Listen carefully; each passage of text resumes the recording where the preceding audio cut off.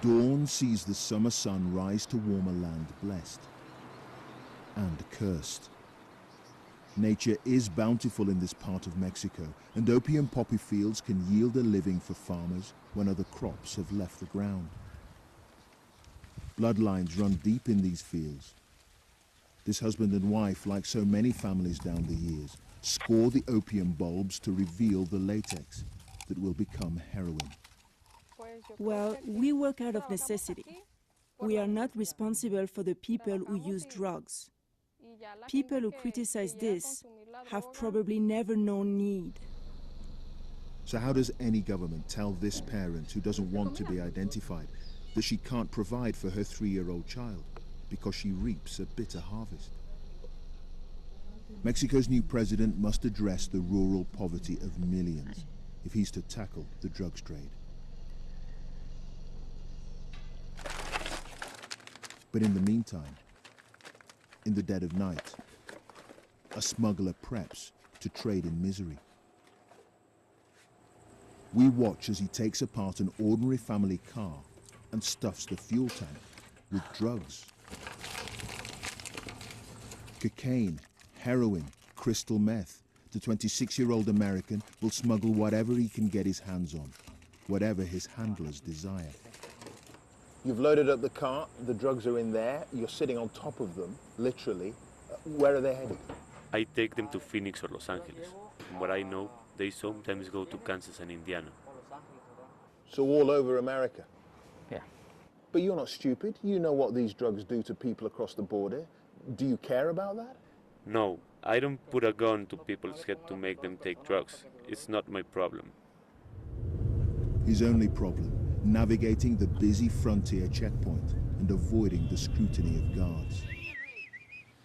Others have very different concerns about the frontier with America. Jesus Vega is a family man with the hopes and fears of any parent, any husband. I'm worried that if violence is going to escalate more and we're going to have shootings here in the park or at my daughter's school, my wife's work, it's really, really sad to live like this. Jesus understands man's capacity for violence. He's a crime scene investigator. So we can see the CSI is processing the scene, and we have the dead body over there in the side of the street. In a quiet suburban area in the border city of Tijuana, Mexico has lost another son. Jesus describes the scene. I can see from here that he has probably gunshot wounds in the back. He's a young male. Sadly, this is because of the out of control firearms that are coming in from America to Tijuana. Mexico's new president has to deal with the epidemic of murders this country endures and stem the flow of guns from abroad. And that's where our smuggler re-enters the story. He's back from America with a new cargo. Guns. That looks like a handgun. How many are down there in the petrol tank? The boss told me there are 3 here in the tank. And it's easy? Easy getting these in?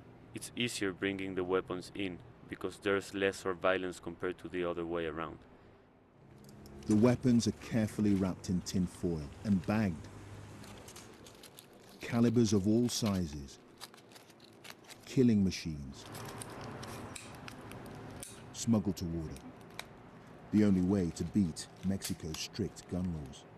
You've been doing it for 4 years. How many guns do you think you've brought in that time? A lot. Hundreds? Hundreds. Hundreds. Yeah. You've brought in hundreds of weapons yourself. Well, he's shown us 3 weapons, but he's also told us there are many more inside the car, hidden all around it. We've been asked to leave now because the person who ordered this shipment is on their way to pick it up. And it doesn't take a genius to guess where those weapons are going to end up.